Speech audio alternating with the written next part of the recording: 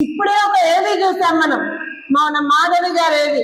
ఆ ఏవి తర్వాత కూడా ఆ ఏవిలో తను చేసినటువంటి కార్యక్రమాన్ని మనం చూసిన తర్వాత కూడా ఆవిడ అభ్యర్థిత్వాన్ని సపోర్ట్ చేస్తూ ఇంతమంది ఇక్కడికి వచ్చి కూడా మెల్లిగా మంచిగా కూర్చొని అయిపోయాయా ఇంకా ఇంకెంతమంది మాట్లాడతారు, మాధవ్ గారు మాట్లాడితే వెళ్ళిపోదామా తిందామా కాదు, అసలే కాదు.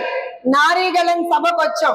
ఇవాళ నారీగళం అనేటువంటి సభతో మన గళాన్ని వినిపించేటువంటి ఒక ప్రయత్నాన్ని చేస్తున్నటువంటి ప్రతి ఒక్క మహిళకి ముందరగా పాదాభివందనాలను ఎందుకంటున్నా అంటే ప్రతిసారి ఎలక్షన్లు వస్తాయి పోతాయి, ప్రతిసారి కూడా క్యాండిడేట్ నిలబడతారు, కొంతమంది ఓడిపోతారు, కొంతమంది గెలుస్తారు.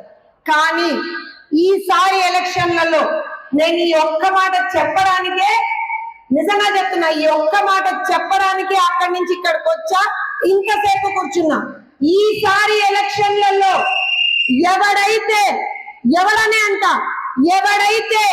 నారా చంద్రబాబు నాయుడు గారి కళ్ళల్లో కన్నీరు చూశాడో, ఎవడైతే భువనమ్మ కళ్ళల్లో కన్నీరు చూశాడో, ఎవడైతే లోకేష్ కళ్ళల్లో కన్నీరు చూశాడో, ఎవడైతే ఇక్కడ ఉన్నటువంటి ఇంతమంది మహిళల కన్నీళ్లు చూశాడో, ఆ ఒక్కొక్కడికి చిటికలేసి చెప్పండి, ఆ ఒక్కొక్కడికి ఇక్కడ ఏదన్నా బొర్ర ఏదన్నా కొత్త గొప్ప ఉంటే, నరాలు ఏమన్నా కొత్త గొప్ప ఉంటే చిక్కిపోయేలా మన విజయం ఉండాలి. మామూలు కాదు. ఇదే గుంటూరు పశ్చిమ విషయానికి ఇది మన గడ్డే, డౌట్ లేదు. మన గడ్డే, తెలుగుదేశం పార్టీ అడ్డా, ఇది డౌట్ లేదు. కానీ ఆడబిడ్డలకు ఎప్పుడు మనం గుంటూరు ఇవ్వాల, ఆడబిడ్డలకి ఎప్పుడు గుంటూరు ఇవ్వాల. ఈసారి ఇచ్చాం. ఈసారి ఇస్తే చంద్రబాబు నాయుడు గారు ఏదైతే ఆడబిడ్డని అక్కున చేర్చుకొని అమ్మా గెలిచిన మాధవ్ గారిని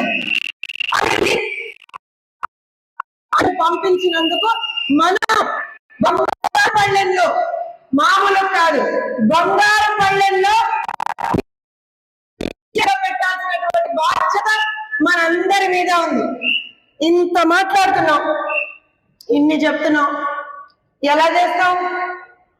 మామూలుగా ఇంట్లో కూర్చుని లేకపోతే ఇలా ఏదన్నా సభలు పెట్టినప్పుడా? నేను ఇందాక చెప్పినట్టుగా ప్రతిరోజు మనకేం గుర్తుకు రావాలి? ఆడబిడ్డల 5 సంవత్సరాల్లో ఆంధ్రప్రదేశ్ రాష్ట్రంలో అమర్నాథ్ గౌడ్ గుర్తుకు రావాలి, నరికేశారు చూసారా రమ్య గుర్తుకు రావాలి. అలానే తాడేపల్లి ప్యాలెస్ కి కూతవేటు దూరంలో అత్యాచారం చేసి చంపేశారు చూసారా ఆమె గుర్తుకు రావాలి.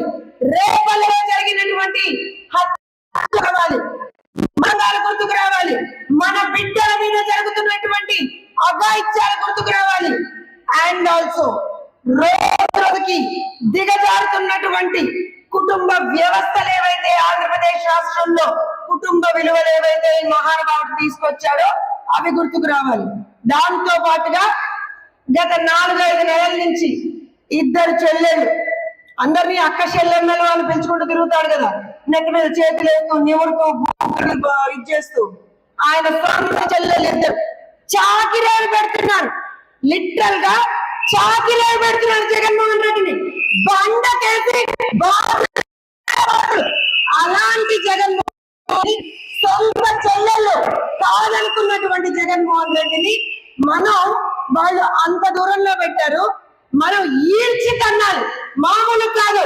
ఈడ్చి తంటే ఎలా అయితే ఒక మహానుభావుడు నెల్లూరులో వద్దనుకుంటే 3 జిల్లాల ఆకులు వచ్చి పడ్డాడో అలా ఈడ్చి తన్నాలి జగన్మోహన్ రెడ్డిని, ఆయన బ్యాచ్ ని. ఇవన్నీ ఎందుకు? ఒక ఆవిడ వచ్చి నిలబడ్డాడు, ఆవిడ సంగతి అందరికీ తెలుసు. మా సైబరాబాద్ మొక్క, మా హైదరాబాద్ వాళ్ళకి చాలా బాగా తెలుసు ఆవిడ సంగతి. నేను ఒకటే చెప్తున్నా, ఇప్పుడు మనం ఏవీలో చూసాం, ఒక ట్రస్ట్ పెట్టి నడుపుతున్నారు, ఒక హాస్పిటల్ నడుపుతున్నారు, ఒక మంచి ఏమంటారు అని అంటే ప్రజాహితమైనటువంటి కార్యక్రమాలు చేస్తున్నారు. ఇందులో ఒక్కసారి